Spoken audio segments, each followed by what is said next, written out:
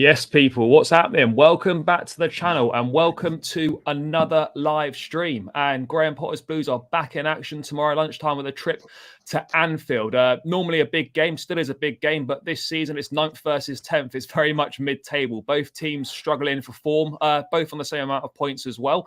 So it's going to be interesting to kind of see what happens. It is Jurgen Klopp's 1000th game in management. The last time Chelsea played a team with a manager whose 1000th game it was Arsene Wenger's Arsenal at Stamford Bridge a few years ago, and we won 6-0. So whether that's a good omen or not, we'll have to wait and see. But there's a lot to get into. As you guys can see, I'm delighted to be joined by Liverpool fan Grizz Khan. Grizz, thanks for coming. Thanks for your time, mate. Really appreciate it. As I said at the top, it's not been the best of seasons for both our teams. I think we probably expected ourselves to be a little bit higher up the table than we're currently in. What do you put Liverpool's current issues down to this season? Oh, mate, how long have you got? We could do a fucking whole hour just on the issues and why and whatnot. Look, cut a long story short, basically we haven't invested enough whilst being successful. Every successful club team of the last God knows however long has always invested while they're at the top.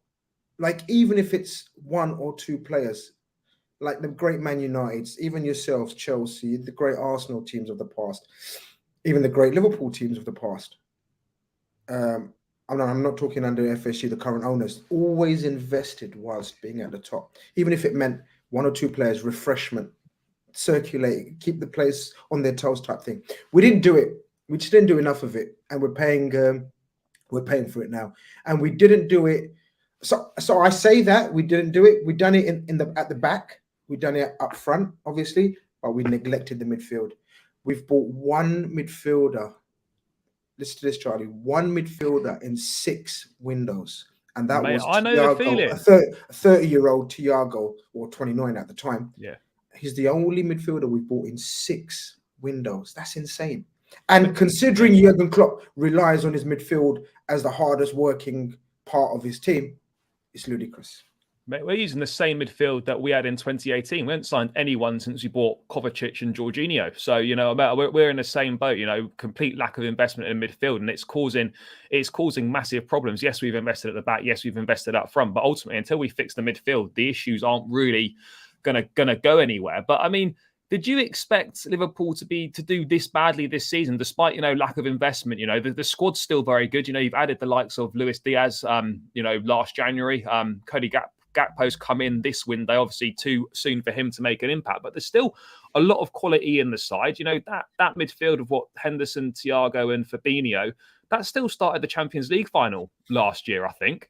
Yeah. I mean, it's not terrible, but I get you. Like, it does need reinvestment. It does need refreshing, and we're guilty of the same. When we won the Champions League 2021, we followed it up with a dreadful window, signing Lukaku, Saul on loan, and Bettinelli as a third choice keeper. It's not good enough. When you don't invest at the top, everyone else will invest, and you just leave yourself open to getting caught out. But I mean, where do you think Liverpool can improve then? Obviously Gakpo's come in this window. Are you expecting any other business this January? I mean, any talk of any midfield players, any more to the squad? Every time we mention a player, every time we mention a target, your lot come in. So I'm refusing to mention target in case anyone from your recruitment team is watching. But now, I didn't expect it. Your first part of your question, I didn't expect it. I'm not going to lie. I was very positive. Yes, 100% I wanted the signing. 100% I thought we were short in midfield. But I thought, all right, look, we came so close to footballing immortality last season. Every single game played, final, last day of the Premier League, 2 cups. Sorry, I've got to mention the 2 cups against you lot. I was at both games. Bad times. Yeah. So was I. I was at the semi-final against Man City. Brilliant times. So far away now. It seems so fucking far away. But yeah, look, I knew we're gonna be short in midfield, but I thought we've got enough to mount enough, because I knew it's gonna be a wild season with the World Cup, with the break, with Man City's players going to the World Cup, with Chelsea's, with Arsenal, Man United's. Everyone's in the same boat. I thought we might get away with it. Obviously, we haven't. Add to that, I know Jurgen Klopp has been ridiculed for it today, but it's facts. There's no excuse. It's not violins out time. It's facts. If you take out 4 of the 5 first strikers of any club, you're going to struggle. No Bobby Firmino, no Jota, no Diaz. Who's the other one? No Bobby, no. I can't remember my name. Oh, Nunes has been in that from Nunes, but you take out 3. Sorry, then all right, 3 out your main 5 strikers, and you're talking pretty much nailed on starters in Jota and Diaz for sure. And then you're going to struggle. You're going to struggle, and then on top of that, we've had injuries in midfield. It's a shit show but it's a shit show, and it's our own doing. So it's not an excuse. It's reality. We've messed it up ourselves of not doing enough. And add to that the ownership situation. You guys, again, very similar. You guys know what it's like going through its ownership change and the turbulence that it caused throughout your club last season. Similarly, our owners are on their way out, trying to sell up, and it's causing turbulence from the very top down right to the very bottom, and it's showing on the pitch. I mean, I think there's actually a lot of parallels and similarities between Liverpool and Chelsea this season. A lot of injuries to key first-team players, both ticking those boxes. Complete lack of investment in midfield, both ticking those boxes. Obviously Liverpool with the sort of the uncertainty hanging around FSG, as you say, that does spread throughout the club. A lot of upheaval in the background staff as well. There's Liverpool and Chelsea are actually a lot more similar than I think many people might actually think in terms of what's going on this season. But in terms of the January business you've done so far, Gakpo's come in. Sort of, took him from under the noses of United, kind of just swept in there. Are you pleased with that signing? Did Liverpool need him? Or do you think it was a reaction to Luis Diaz being out for 3 months? It was definitely a reaction. We needed an attacker, but he wouldn't have been the attacker I'd gone for. I've said it on the platforms that I speak on, that he wouldn't have been my ideal striker or attacker. I think the price is average, so it's not too crazy. But yeah, I don't rate him that highly. I'm not going to lie. I'm not going to just suddenly turn into the biggest Gakpo stan just because he's come for Liverpool now. I'm going to be real. I'm going to keep the same energy and same opinion I had of him before. I didn't rate him. I was laughing when he was linked to Man United. I used to tell Man United fans, "Oh, mate, I can't wait. You think you're getting a good player." And then he signs for Liverpool. Oh, shit.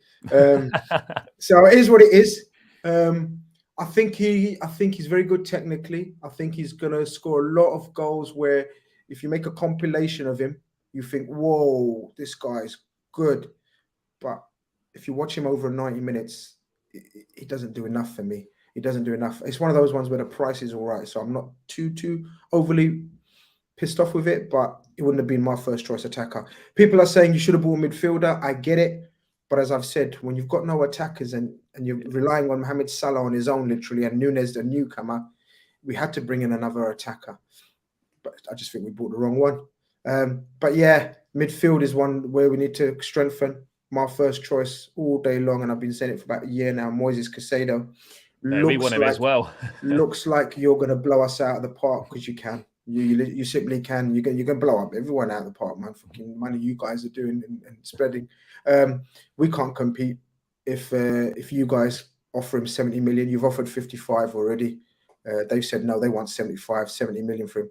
I'm pretty certain you're going to come in for him, and that'll be that. I'd pay that for him as well. Yeah. The only glimmer of hope is if he stays. If he stays, then I know, because we've been on his case and we've been speaking to his reps. If he stays and doesn't go, then I'll know that I think he wants Liverpool, not Chelsea. I think you guys have probably got a massive chance of getting Bellingham in the summer. Honestly, think Liverpool could be like one of the 2 favourites to get him alongside possibly Real Madrid, maybe Man City. But I think Liverpool got a big chance of Bellingham in the summer as well. Certainly more of a chance than we do. But yeah, do you expect any more business to be done this window for Liverpool? No, you think that was nothing else?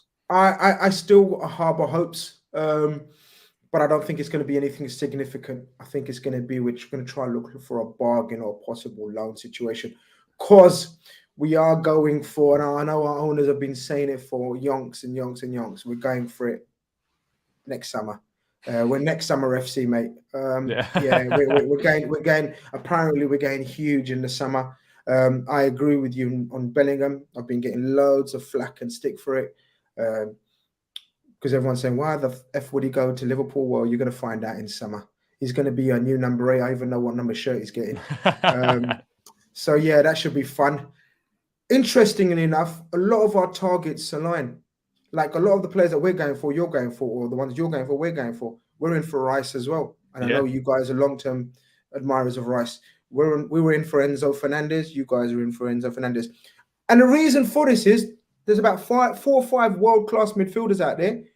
And who's the 2 teams that need world-class midfielders? Us Mate, two, as we've yeah, said, because we haven't bought for the desperately. last 6, 7 weeks. Yeah, and that's what it is. Yeah. So we're going for the same targets. Let's see who ends up with who. I still think we get Jude Bellingham, but a lot of people are ridiculing it and laughing. Let's see who's laughing in the summer.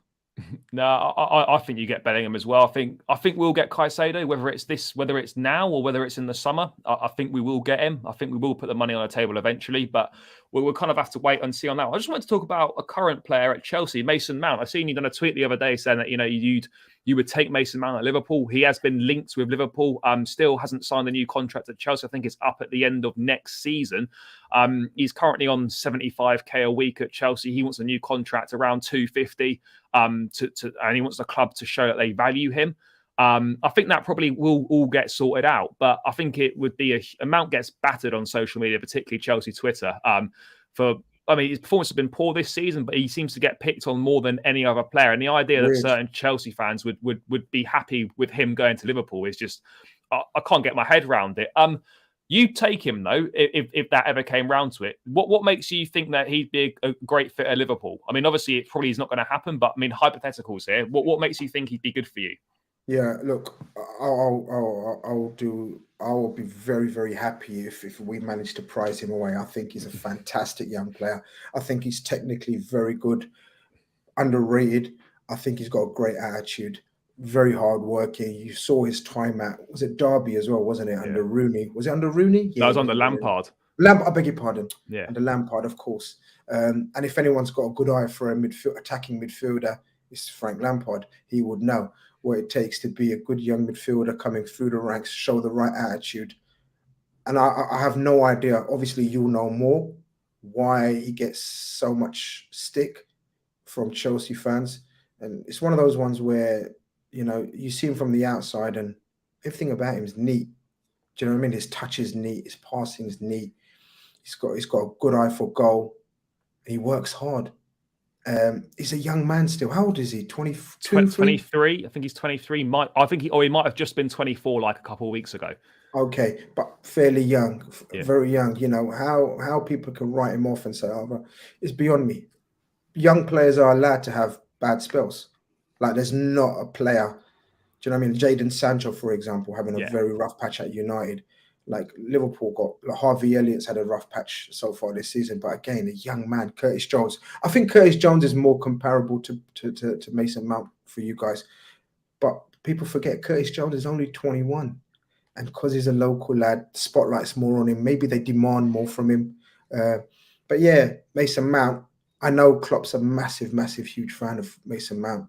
And so if Klopp's a massive, huge fan, you've got Lampard who's a huge fan, and obviously all the current managers that he's been working under at Chelsea that select him week in, week out. There must be something about him. £75,000, you can imagine him having an absolute uproar about that. Obviously, he's going to want parity with some of the big boys. And, we know you pretty much will agree a deal with him. Yeah. Whether he's worth 250, I don't know. Would you give him that? A young man like that? This is it. Because you don't work differently. We wouldn't give that at Liverpool.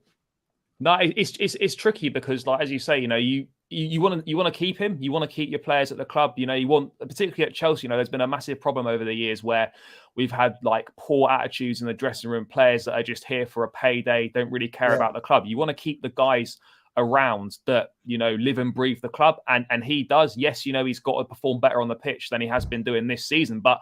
And I've been heavily critical of him at times because I think his performances have warranted it. But he does have some credit in the bank to a certain extent. He's our back-to-back player of the year the last 2 seasons. No one's done that since Eden Hazard. I'm not comparing the two, but that's the sort of company that he's keeping.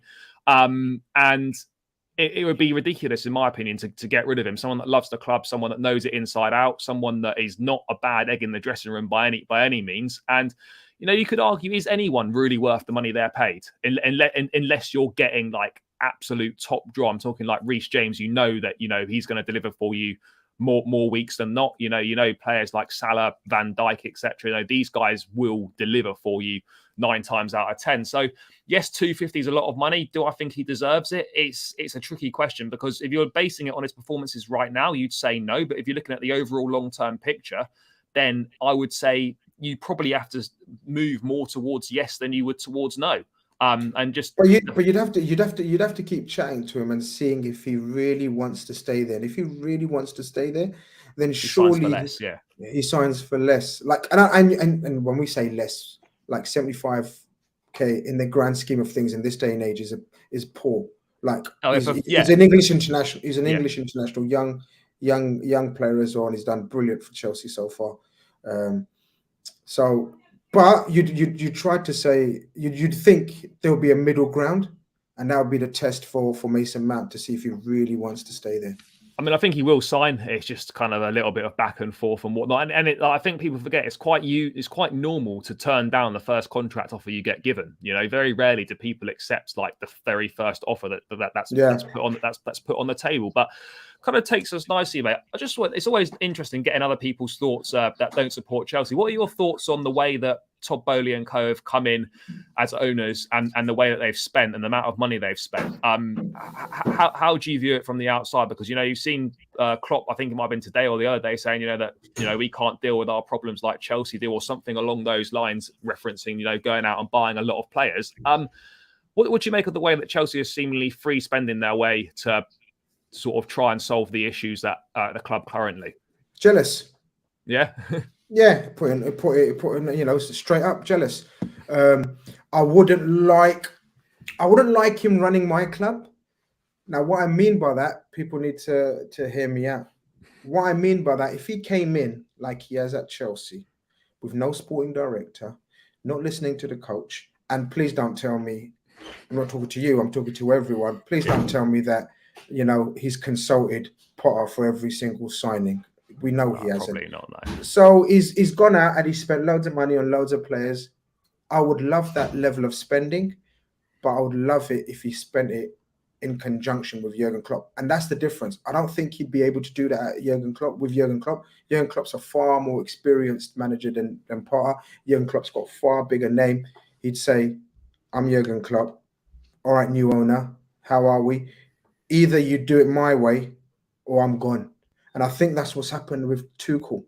I think Tuchel laid his law down quite early and it didn't work out.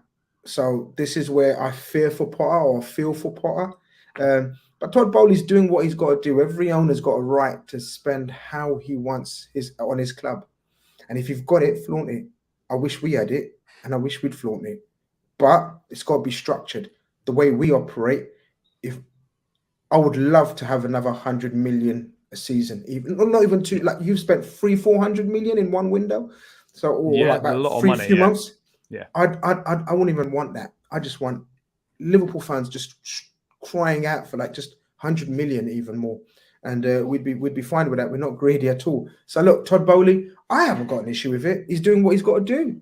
If he thinks that's how to deal with the problems and issues, then fair play to him. I don't, it's jealousy, man. It is. I'm jealous of the spending. I don't think it'll work. I think it's absolute scattergun approach. I think you've got like 36 players now in your first team squad. How the hell is Graham Potter supposed to keep everyone motivated? Because people only see players and you've bought signings, but trying to keep a happy squad and everyone working in one direction, it's not easy. Particularly when the results are poor as well. That makes it a lot harder. It's easier when you're not doing as well to kind of, have a player out the side because, the team's doing well. So it's a little bit easier. But when things aren't going well, like right now, it is tough. Like when you're seeing the likes of... He's got to make some hard decisions. Yeah, he's got to make some hard decisions. And that's ultimately what's got to happen. I mean, you look at some of the Chelsea signings. I mean, do any of them, do you think, they're decent players? I mean, what are your thoughts on kind of the way that the Mudryk situation happened? I mean, I've got to be honest, I didn't know an awful lot about him. Obviously, watched him a little bit in the Champions League group stage where he's done well. But what would you kind of make of the way that deal was done? And do you think he's going to be a decent player? I think he's a fantastic player. Absolute fantastic player. And again, you flexed your muscles, your financial muscles, and you've got him ahead of Arsenal. I think he would have fitted Arsenal like a glove. Yeah. I think they'll be gutted they didn't get him. And I think you should be chuffed to bits that you've got him. Price-wise, I always say it, I don't care about price. I'm one of these guys. I don't care. You look at the player, what you need. If you've got the money, you will pay it. If you haven't, you won't get the player. Simple as. You guys have flexed your financial muscle. I think you've got a wonderful player. I rate him very, very highly. I would have taken him over Gakpo at Liverpool, and I've said this openly. The other fella, Mudryk, I'm not convinced. Don't know much about him. Yeah, he's good. He's good, but again, he's injury prone. Do you know what I mean? And for a young man to be that injury prone, I don't know, but it could be growth problems. It could, because it's mostly muscle strains. Yeah, ankle. He's missed like 81 days this season with an ankle problem, so hopefully it's just. Well, there you go, and you haven't spent too much money. But what you guys need to do now is trim down your squad and then get massively. a striker. Huge clear out in the summer. Huge clear out. It's got to happen. It's been overdue for years and years, and I think now it has to happen because there's just simply too many players on the books, really. What have your thoughts been on Graham Potter? Because the run of results have been poor. We picked up a much needed win against Palace on Sunday. Do you feel that he's been given a rough time, given the hand that he's been dealt? Do you think some of the criticism is over the top? People calling him for him to be sacked, they want him out. I mean, the situation at Chelsea is tough at the best of times. And when you've been like parachuted into an absolute mess, I do feel from him a bit. Yeah, there's things that he can do better, certain subs in games, certain ways he sets up, certain ways that he speaks, in to the press and whatnot. He's got to speak more like he's a Chelsea manager rather than a Brighton manager. But ultimately, I actually think he's done a pretty good job with the hand that he's been dealt. And until he's had the opportunity to get rid of the players he wants, bring in the players that he wants, and kind of use them, then I can't really give a fair judgment of him.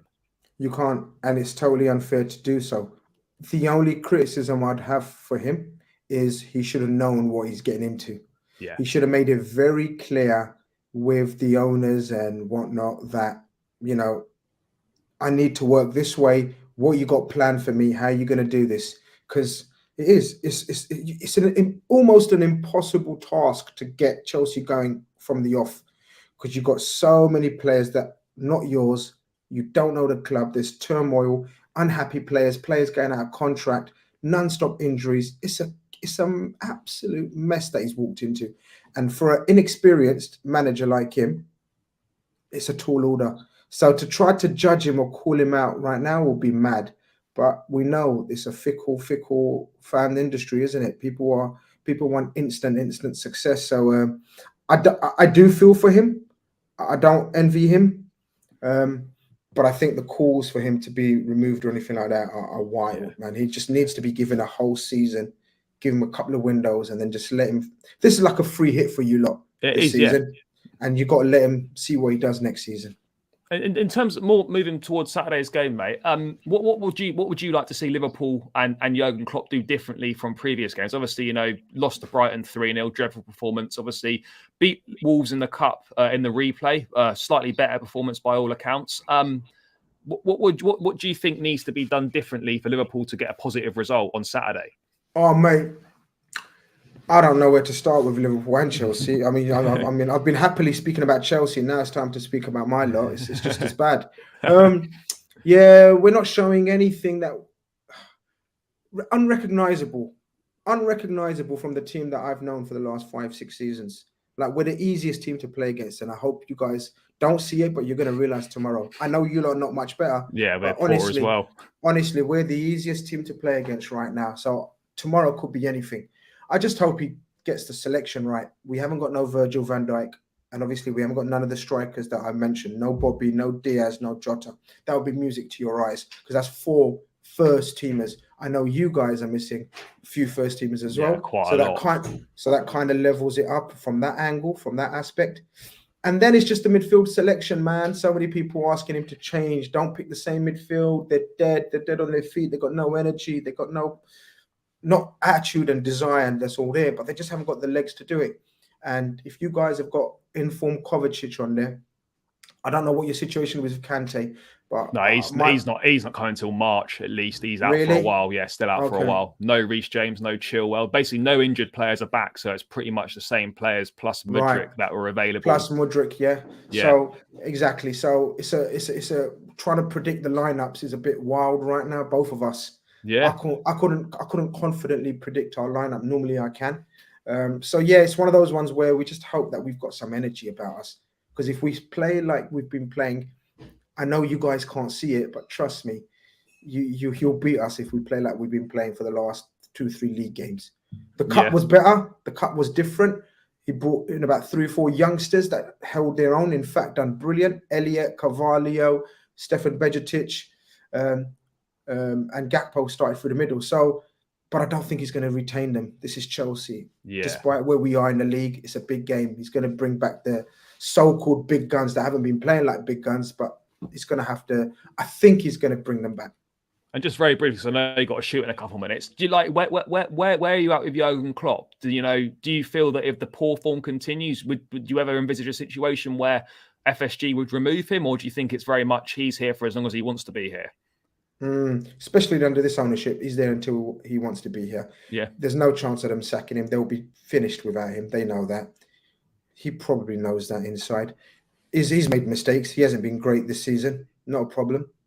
Every great coach has a dip for a season here and there. All of them have had it. Mourinho had it. Conte had it. Yeah. Wenger had it. Ferguson had it. Even Pep had it. You have you have one season off and then you come again. And this is it. We're gonna as far as I'm concerned, it's a pure scrape into top 4 and we go again next season. Yeah. But again, obviously, if next season is similar, then obviously questions need to be asked. But Liverpool fans, if you come across any Liverpool fans that are asking Jurgen Klopp to be out, just maybe not chat football to them, mate. That's my advice. Yeah, don't chat football to them. Just to round out, mate, what are you thinking score prediction wise for tomorrow's game? Chelsea channel, so I've got to make it. Nah, mate, you go with whatever you want to go with. Yeah. Oh, I will, mate. I will. I don't hold back. Nah. I think it's going to be very, very tight. The odd goal in it. So I'm just going to say Liverpool 2-1 or 1-0. I'll go 2-1. We ain't clipping a clean sheet. 2-1. I could easily envisage that. Mate, thank you so much for your time. If people haven't come across you before for whatever reason, where's the best place for them to check out what you do? Oh, mate, I waffle on loads of platforms, but so if you want to hear more waffle from me, I've started a YouTube channel. It's been about a year or so, that's probably the best place. Football Carnage is. I talk about every club, most Premier League clubs. It's not just predominantly Liverpool. So come and check that out if you haven't already. I'll be truly honoured. Yeah, guys, make sure you do that. I'm going to carry on a bit more Chelsea news, bit of team news and stuff. But Grizz, thanks so much for your time, mate. Have a great weekend, and catch up with you soon again, mate. Nice one, mate. All the best. Well, not tomorrow, but after tomorrow. But all good, mate. All good. Take care. Nice one. Cheers. See you later, Thank you, mate. Thanks, mate. So guys, we're going to move a bit more into kind of the Chelsea side of things now, a bit more transfer news, a little bit more on the team news side of things as well. So I'm going to bring the team news up now. Obviously, Potter confirming that there's none of the injured players are returning. So no Reece James, no Chilwell, obviously no Fofana. Mudryk is set to feature, but Potter thinks he's not going to play a full 90 minutes, which would suggest that unless he's bluffing to the press that there's no way he's going to start. Mudryk probably come off the bench 15, 20 minutes. Azpilicueta could be in line for his 500th Chelsea appearance if he starts, or if he indeed comes off the bench. But really, there's not that many other options to choose from in terms of what's available. I think it's going to be a very similar team to the Palace game. Maybe Kovacic comes into midfield, potentially, but we're going to have to kind of wait and see what happens on that one. But make sure, guys, you smash the like, subscribe to the channel, get involved in the team news as well. I think we're going to start, obviously, in goal. I think Mendy's still injured. Even if he wasn't injured, Kepa is obviously going to be between the sticks. We had a couple of tricky games, probably at fault for the goal against City at Stamford Bridge. He was definitely at fault for the goal for the winner against Fulham. But had a great game against Palace at the Bridge. 2 fantastic saves to keep us in the game. And so hopefully he can follow it up with another decent performance. In terms of the back line, then, for sure, Thiago Silva plays. As far as I'm concerned, I don't think there's anyone disputing that. So Silva will definitely play. It just depends now. Does he continue with Badiashile, which obviously that is what I would do. I think he had an exceptional debut. Looked calm, looked composed, good on the ball, good physical presence. So I would certainly be continuing with him. But you look at it, does he bring back Koulibaly in for experience? Does he put Chalobah into the middle? There's a few options there. But I think, to be honest, left-footed centre-back look really composed. I think Badiashile plays tomorrow. I really do, and that's what I would personally do. So I'm going to stick with Badiashile alongside Thiago Silva. One other bit of team news is that Cucurella does miss out. Potter confirmed that he's had some family issues to deal with, so he won't be involved tomorrow. With obviously no Ben Chilwell involved either, it means that Lewis Hall will almost certainly continue at left back. I really can't envisage a situation where he sticks Koulibaly at left back, but I mean, does he do that? I don't know. I mean, I personally wouldn't do it. I mean, the thought of Koulibaly up against Salah, or the thought of Koulibaly up against Nunez or Gakpo or whoever it ends up being for Liverpool, obviously it's a big plus with no Diaz, no Jota, no Firmino. Does make things a little bit easier, but you know, we're no great shakes right now either. I'd be shocked if he went with Koulibaly at left back for essentially best part of 90 minutes. I think that would be a really bold call to make, and it could very much backfire. And Lewis Hall's played there the last 3 games. He's done pretty well. So for me, there's no reason why Lewis Hall wouldn't continue there, given that there's no Chilwell and no Cucurella. Afar, big up. Heard that Bayern wants Havertz finally. Yeah, I mean that I'll get onto that once I've done the team. Let's have a look. Havertz will have his mandatory end of the season purple patch, which will increase his value. Let's hope that does happen, and let's also hope that we don't fall for it either, because we'll be having the same conversation in September that Havertz is shit. Well, that's what we kind of knew that all along. He doesn't fit the system.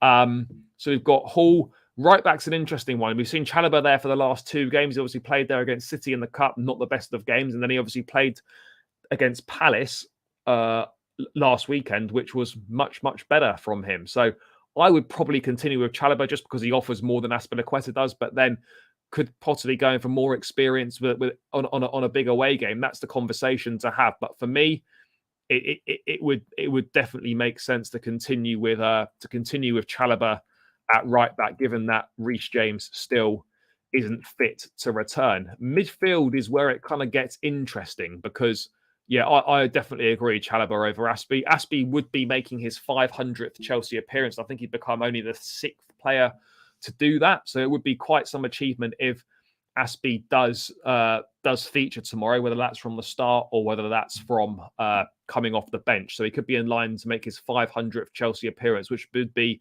an amazing achievement. It really would be. But yeah, let's move forward then from that into midfield. I mean, the back line, I think, will be the same back line from Palace. It was a clean sheet. It was a win. There's no real reason for me to change it. In terms of midfield, then, we're looking at that 4-3-3 system, maybe a 4-2-3-1. Yeah, I get what you're saying. He's still young. He's learning that. I think he's very good going forward. Needs to work on his finishing, but he wouldn't be the only player at Chelsea that needs to do that. Yeah, I mean, look, there's no other options here unless he puts Koulibaly there, which I think could be a big problem because he's not the most mobile, and I certainly wouldn't back him to get up and down the pitch like Lewis Hall can. So yeah, a position he probably needs to work on that. But again, young player, so that can be forgiven. But let's move into midfield, and this is where it's tricky. Obviously, I mean, yeah, Aspie used to be a good left back, mate. When we had Ivanovic here, Azpilicueta was the first choice left back, and he was the backup right back. Aspie's been a very good player. Just age has caught up with him, like it does with everyone, and he's just not doing the business anymore. Kind of simple as that. Cucurella unavailable for family reasons. He's been going through some family stuff. Potter saying in a press conference today, which is why he won't be featuring. Midfield, then it's going to have to be, simply due to lack of options, it has to be Jorginho. So we go Jorginho at the base here. And then I think there's not many options. You've got Conor Gallagher in there. You've got Mason Mount. You've got Kovacic. Loftus-Cheek, I think he's fit again, but there's no way he gets chucked in to start from here, considering he was an unused sub against Crystal Palace. Would love to see Hall in midfield. Yeah, Hall in midfield would be good, but obviously we can't do that right now because we don't have the options at left back to fill in for him.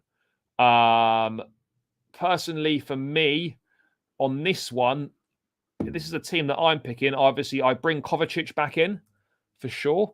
I bring Kovacic back in on this side here, and then what I do go with, I go with Conor Gallagher. I think his performance against Palace, I know it was against Palace, and perhaps had a bit more bite around him, a bit more, wanting to impress because he was on loan at Palace before, so maybe that was that reason. But I think with that performance, he's done enough to start, and simply due to a complete lack of options. The reason why I'm not putting Mason Mount in there is because I personally going to start him in a front three, purely based on the fact that Mudryk is not fit to start. Potter's basically confirmed that Mudryk won't be starting in as many words.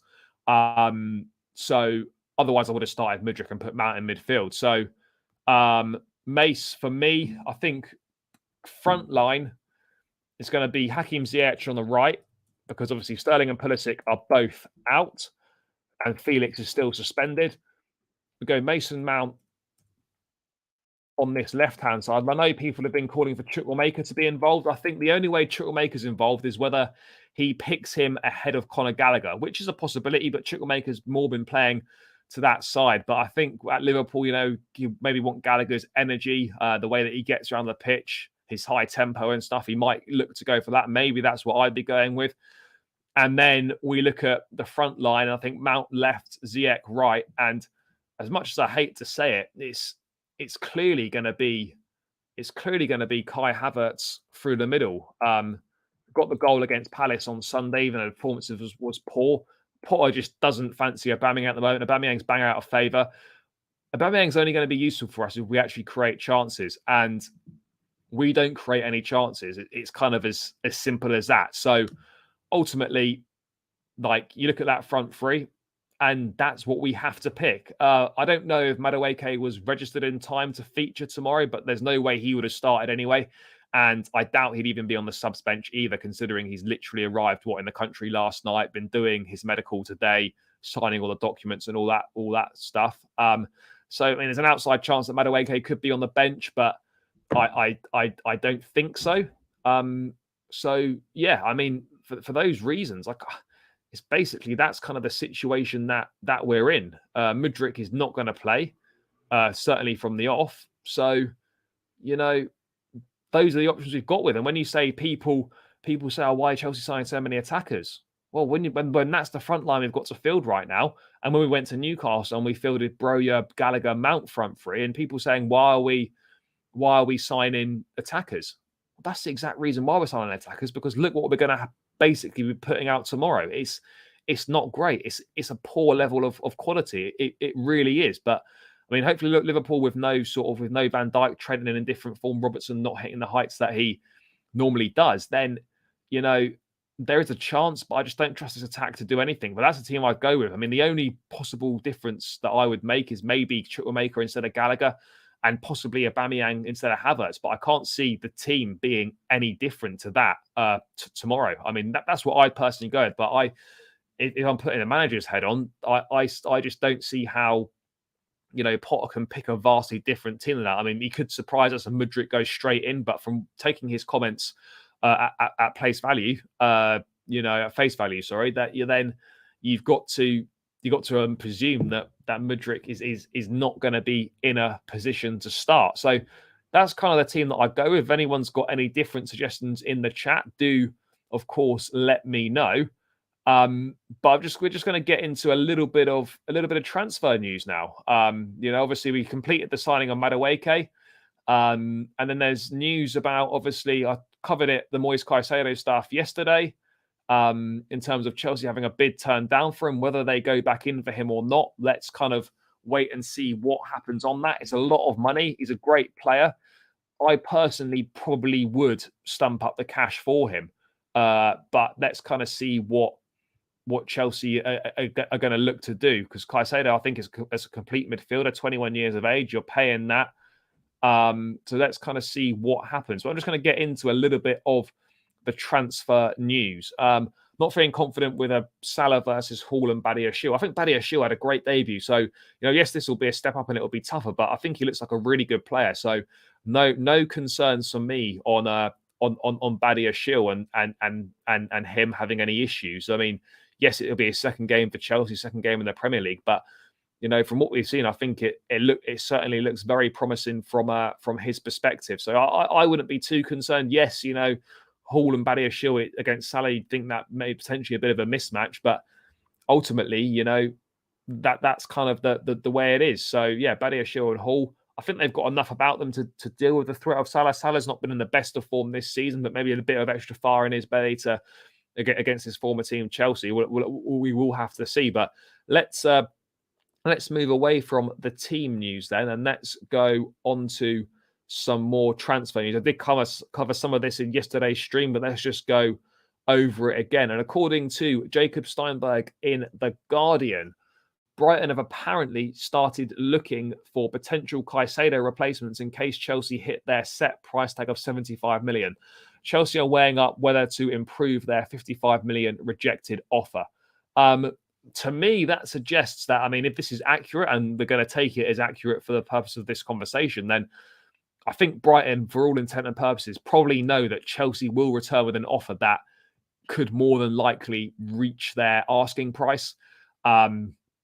So, look, £75 million is a lot of money, but what you're paying for is an already very good player, 21 years of age. You're paying for massive potential and a high ceiling as well.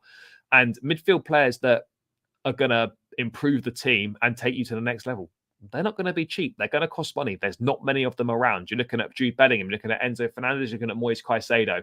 3 big names that, you know, a lot of teams are going to be after. So, yeah, I think there's every chance that Chelsea do return with another offer for Caicedo and do get to Brighton's price tag of £75 million, whether that's through, and that'll definitely be through add-ons. That won't all be up front. That'll be a percentage up front, maybe 40 or 50 million up front with 25 million pounds in add-ons. I would expect that to be the case. And I reckon that Chelsea will probably go for that again. Could go for to the summer, but the summer, again, you run the risk of more clubs getting involved, more clubs with money to spend in the summer potentially. So if we can get this deal done now, then it would make sense to get it done. But yeah, guys, let me know your thoughts in the chat, whether you think going up to £75 million for Moise Caicedo is a good deal to be done, or you think it's just way too much money, and who would you rather see instead? But yeah, Brighton has started to look for potential replacements for Moise Caicedo, according to Jacob Steinberg of The Guardian in an article that came out not that long ago. Let me just get to this other thing now about Mason Mount. I'm just going to find it. That Chelsea have still not reached Mason Mount's wage demands yet. Now, Chelsea's to step up Mount contract talks, who wants a big rise to show the club value him, and Liverpool plotting a summer move. Yeah, look, I think it's clear that Mount will stay at Chelsea. Chelsea, I think, want to keep him. But from his perspective, I think he's looking at it and he's on 75k, which obviously is a ridiculous amount of money for us mortals. But in footballing terms, and for a player of his standing at Chelsea and what he's done with being a back-to-back player of the year, 75k is relative peanuts for him to be on when you've got the likes of Ruben Loftus-Cheek and Callum Hudson-Odoi on twice as much as that, or just under. I can understand why Mount would certainly want some sort of parity with some of Chelsea's top earners. I think, you know, he wants to feel valued by the club, and they will reach some sort of agreement for sure. But anyone saying that they'd be happy to see Mason Mount join Liverpool is a nonsense. That I've been the first one to criticise Mount this season because performances have been terrible, but he perhaps shouldn't be starting as often as he does. But, you know, for one reason or another, injuries mainly, you know, we haven't got that many other options to start instead of him. So he's had to play. And, you know, he does get picked by every manager that he plays under. And there's obviously a reason for that. There's a reason why Liverpool and Jurgen Klopp think he's a good player and would be looking to potentially capitalise on any breakdown in contract talks. So, you know, that's why these things, you know, that's why I don't understand why people are so constantly on Mount's case, you know, other than warranting criticism for some level of performances this season. You know, he's still done very well for Chelsea on the whole, and as I said, he gets picked by every manager, and I'm sure that they'll come to some sort of agreement on another one of these long-term baseball style contracts. So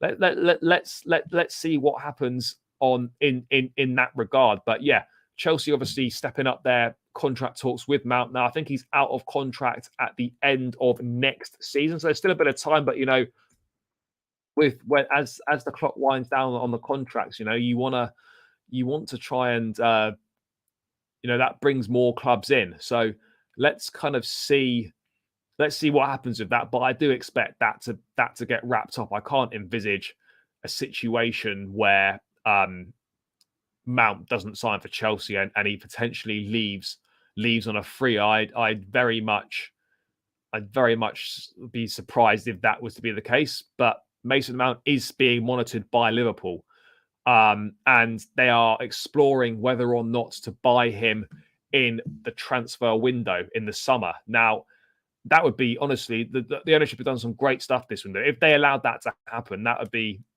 just on a level of utter madness and utter stupidity. If that was allowed to happen, and people that are happy would be happy for that to be allowed to happen. Geez, you guys need help, and you need to, like, you obviously blinded by your agendas. But that for me simply cannot happen. But yeah, I mean, let's see what happens with there. But I think in terms of transfer news, obviously Madueke is wrapped up. We're just waiting for the official club statement now. Obviously waiting to see pictures of him in the Chelsea kit, etc. But other than the Caicedo stuff, which I covered yesterday, I've just covered again now, whether Chelsea are going to go in for another bid for him. I don't think there's too much other news to cover in terms of that. I mean, the game tomorrow is going to be tough. I mean, you could argue that it's a good time. Now's as good a time as any to go to Anfield and play Liverpool because of the form they're in. They're in just as bad a form as us. But then on the flip side, we're not in great form either. Yes, we're heading into this with a confidence boosting win, but at the same time, we've not been playing well. We've got 2 wins in 10 games. We're no great shakes either. So it's gonna be interesting to see what happens at Anfield. The most important thing, particularly when you're going to big away days, grounds like Anfield, don't concede an early goal and allow the crowd to get up, because you just make it so much harder for yourself. The longer we can stay in the game, then the better it's going to be for us. And I think, the likes of Mudryk from the bench potentially could come on and maybe cause some issues. So we'll have to wait and see what happens there. But the midfield battle is going to be key. Both clubs' midfield really needs reinvestment, really struggling. So let's kind of see. Let's see what happens tomorrow. I mean, I'm feeling reasonably confident. I mean, I'm not like dreading a trip to Anfield in terms of like, we're going to get smashed here because of how both sides are playing. But then I could equally see it as Liverpool using us as a chance to kind of get their season back on track and put in a decent performance and maybe put 2 or 3 past us.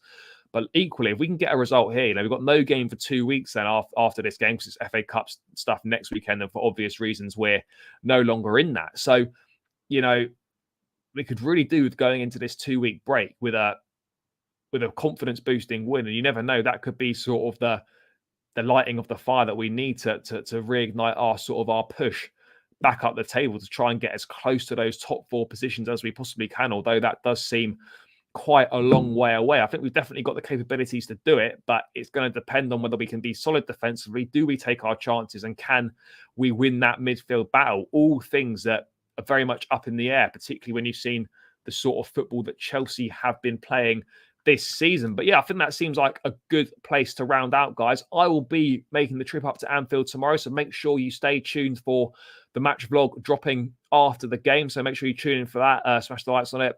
Leave your thoughts in the comments. Match vlog coming from Anfield tomorrow after the game. And then I'll be back with some more in-depth live match reaction tomorrow evening once I've made the return trip. So make sure you stay tuned for those 2 bits of content that are coming up tomorrow. But yeah, guys, thanks for tuning in. Thanks, as always, for your comments in the chat. Make sure you smash the likes on the stream. Subscribe to the channel if you haven't done so already. Trying to get as close to 3,000 subscribers as possible, as quickly as possible. Oh, I haven't done a score prediction. Score prediction for tomorrow. I'm going to go 2-1 win for Chelsea. Mudryk with the winner from the bench. Feeling confident. Going to try and speak it into existence. But yeah, guys, match vlog dropping tomorrow after the game. Make sure you check out the match reaction as well, coming tomorrow evening live. So please make sure you tune into that.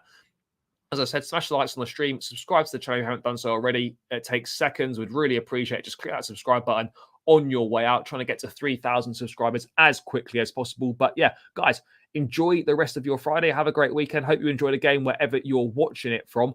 And I'll be back again tomorrow. Up the Chelsea.